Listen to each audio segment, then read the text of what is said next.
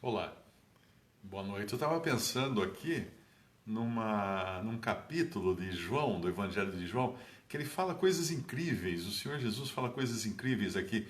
Eu estava pensando, imagina chegar alguma pessoa na sua casa e você perguntar: de onde você vem? Ela falar assim: eu venho de São Paulo, eu venho do Rio de Janeiro, eu venho de Salvador. Agora imagina se essa pessoa fala para você: eu cheguei do céu, eu desci do céu, eu acabo de vir do céu. Você ficaria surpreso, você falaria: puxa, quem é essa pessoa que veio do céu?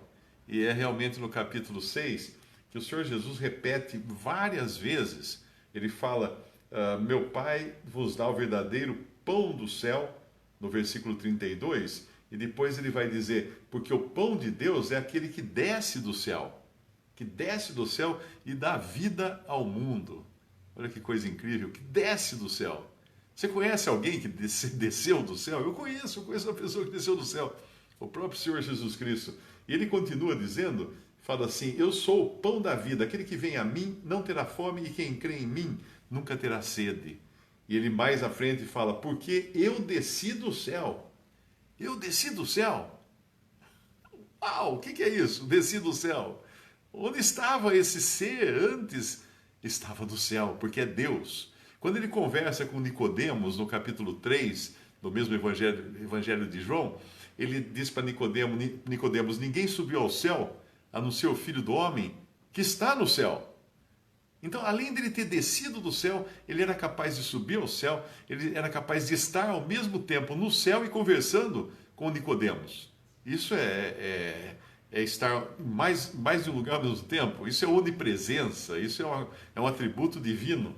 E ele continua aqui no Evangelho de João, versículo 38, fala: eu desci do céu não para fazer a minha vontade, mas a vontade daquele que me enviou. E mais à frente, murmuravam, pois, dele os judeus, porque disseram: eu sou o pão que desceu do céu. Claro, eles não entendiam nada disso. E mais à frente ele continua dizendo assim: não é esse Jesus, filho de José, cujo pai e mãe nós conhecemos? Como, pois, diz ele, desci do céu? Imagina a grande interrogação na cabeça dos judeus de ter esse homem diante deles falando que desceu do céu. Isso é impossível para a mente humana natural entender uma coisa dessas. E mais à frente, ele vai dizer mais vezes, no versículo 50, este é o pão que desce do céu para que o que dele comer não morra. Eu sou o pão vivo que desceu do céu. Se alguém comer desse pão, viverá para sempre. Ele falou isso várias vezes, que desceu do céu, e aqueles judeus não estavam entendendo coisa alguma. E mais adiante, no versículo 62, aqui de João capítulo 6, ele vai dizer: que seria, pois, se visse subir o Filho do Homem para onde primeiro estava? Já que eles não estão entendendo e não estão aceitando que ele tenha descido do céu, então ele está dizendo: o que vocês acham se eu subir de volta para onde eu estava no céu? Ele iria subir depois, ele ia ressuscitar, ia ascender ao céu e subir ao céu depois de ressuscitado. O que é bonito nesse capítulo aqui também é que ele faz várias vezes uma similaridade de si mesmo com o pão. Primeiro falando do maná que desceu do céu, o pão que vinha do céu e caía no deserto, e aquele pão, aquele maná, logo se derretia quando o sol aparecia, ele se derretia. Era uma coisa que caía sobre a areia e sobre as plantas do deserto e se derretia depois. Ele se compara a pão. E eu estava pensando como é interessante isso, porque uma receita básica de pão, ela leva basicamente trigo, água, fermento e óleo. E depois tem que assar, tem que levar ao fogo. Muito bem. Tem um versículo que Jesus fala assim: se o grão de trigo caindo na terra não morrer, fica ele só, mas se morrer dá muito fruto. E ele efetivamente veio do céu para morrer. Ele foi o grão de trigo que caiu do céu. Mas ele é também o pão da vida. E para você fazer um pão, você tem que moer o trigo. E ele foi moído pelas nossas iniquidades, como fala Isaías 53, né? Isaías, que ele fala: ele foi moído pelas nossas iniquidades. Na cruz, ele foi efetivamente moído. Ele foi estraçalhado por nós, por amor de nós, Mas o trigo não precisa, não é apenas moendo o trigo. E para moer trigo, normalmente usava-se aquelas pedras onde elas raspavam uma na outra, ia moendo os grãos até se tornar uma farinha bem fina. Mas não é só isso, você tem que misturar esse trigo com água. Misturar esse trigo com água.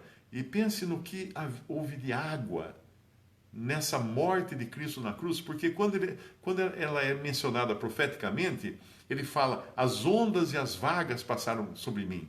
Isso lá nos Salmos. As ondas e as águas passaram, as vagas passaram sobre mim. Ele era ungido de Deus. O que é ungido? Aquele que Deus derramou seu óleo sobre ele para ser o escolhido de Deus para essa obra. Trigo, água, óleo, fermento. E o fermento? Onde entra o fermento? Ele recebeu na cruz o fermento dos nossos pecados. Porque na Bíblia, fermento equivale a pecado. É uma figura do pecado. Porque o pecado, como fermento, assim como o fermento, o pecado tudo contamina. E assim ele morreu. Agora faltava uma coisa para esse pão: fogo. Para você terminar de fazer o pão, tem que assar o pão. E ele passou debaixo do fogo do juízo de Deus quando esteve ali na cruz. Deus julgando Cristo no meu lugar, no seu lugar. Se você é um que crê em Jesus como seu Salvador, no seu lugar, ele morreu no seu lugar, levou os seus pecados, levou o fermento dos seus pecados, recebeu os vagalhões sobre si da ira de Deus e do juízo de Deus, do fogo do juízo de Deus. Agora uma coisa importante: o pão, o maná, que era o pão que caía do céu no deserto, ele logo se dissolvia. Vinha o sol, sumiu, não tinha mais. Quem pegou, pegou. Quem não pegou, não ia encontrar mais maná, senão no outro dia. Um pão natural, depois de feito, você pode guardar só por alguns dias, mas com o tempo ele vai também se estragar. Um pão não permanece eternamente. Mas Cristo é esse pão que desceu do céu e não só foi esmagado, foi assado, foi totalmente castigado na cruz, mas ele ressuscitou. Ao terceiro dia, depois de morrer, ele ressuscitou. Ele ressuscitou. E ele é um pão agora, é um homem agora ressuscitado no céu, que não morre mais, que não estraga mais, que não morre. E é esse mesmo homem que desceu do céu, que se fez carne, que é Deus e homem, o Filho eterno de Deus, é esse que convida eu e você para crermos nele, para recebermos salvação. E entenda uma coisa interessante que fala também aqui no versículo 40: porquanto a vontade daquele que me enviou é esta, que todo aquele que vê o Filho e crê nele tenha a vida eterna, e eu o ressuscitarei no último dia. Isso ele convida agora, cada um. Ele convida e ele mostra que fora dele não tem nada. Não tem nada. Talvez um dia você tenha ouvido falar de Jesus, talvez um dia você tenha até se convertido a Jesus. E depois desanimou, depois saiu por aí. Veja, interessante isso aqui. Muitos, pois, dos seus discípulos, ouvindo isto, disseram: duro é esse discurso, quem o pode ouvir? Ninguém pode ouvir, a não ser que seja nascido de novo. Porque lá em Coríntios diz que o homem natural não entende as coisas de Deus, porque elas se discernem espiritualmente. Então esse discurso não dava para entender senão espiritualmente. Como entender que um homem veio do céu? Não pode. A carne não entende isso. A carne não tem nenhum valor, não consegue saber nada, não consegue entender nada. Ele continua depois e fala assim: isso escandaliza-vos? Que seria, pois, se visse subir o Filho do Homem para onde primeiro estava? O Espírito é o que vivifica, a carne para nada aproveita. As palavras que eu vos disse são espírito e vida. E depois ele diz: mas há alguns de vós que não creem, porque ele bem sabia Jesus, desde o princípio, quem eram os que não criam e quem era o que o havia de entregar. Esse é um outro atributo de Deus: onisciência.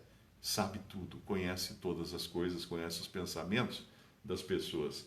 E quando ele fala no versículo mais adiante, então disse Jesus aos 12, porque muitos discípulos estavam se retirando, que na verdade muitos eram apenas curiosos, que seguiam a Jesus por causa do pão que eles comiam, do pão material que eles comiam, da multiplicação do pão, ou porque eram curados de doença, Como hoje enche as igrejas por aí, pessoas que estão só procurando as benfeitorias desta vida.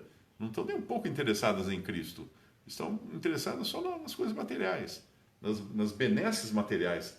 E ele falava assim para os discípulos: quereis vós também retirar-vos? E essa resposta de Pedro aqui é fantástica, é maravilhosa. Então respondeu-lhe, pois, Simão Pedro: Senhor, para quem iremos nós? Tu tens as palavras da vida eterna, e nós temos crido e conhecido que tu és o Cristo, o Filho de Deus. Será que você, em algum momento da sua vida, já disse assim: Senhor, para quem eu irei? Tu tens as palavras de vida eterna. E eu tenho conhecido que tu és o Cristo de Deus. Será que você um dia disse isso? Será que você está procurando outra coisa para satisfazer você nessa vida, nesse mundo, de costas para Jesus? Não vai encontrar, não vai encontrar nada, de jeito nenhum, porque Ele é aquele que quer salvar você eternamente. E fora dele não tem salvação, fora dele não tem nada que permaneça. Tudo fora dele é passageiro, é efêmero. Eu espero que você realmente conheça esse Jesus que desceu do céu e creia nele se ainda não creu, e se já creu, se apegue a ele. Uma das coisas que você conhece, uma pessoa realmente convertida, é que ela quer andar com Jesus. Ela quer estar sempre com Jesus. Quando aqueles discípulos no caminho de Emaús, o Senhor abre as escrituras para ele, depois de ressuscitado, eles não estavam reconhecendo quem era Jesus, o Senhor abre as escrituras para eles, eles ficam maravilhados, eles falam, não nos aquecia o coração quando ele abria as escrituras para nós, e depois, num momento, ele fala assim, o Senhor faz de conta que vai passar adiante, que vai embora, ele fala assim, Senhor, fica conosco, já é tarde.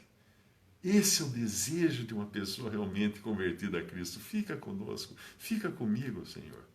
Não quer ter outra companhia, senão a companhia desse Senhor, que é maravilhoso.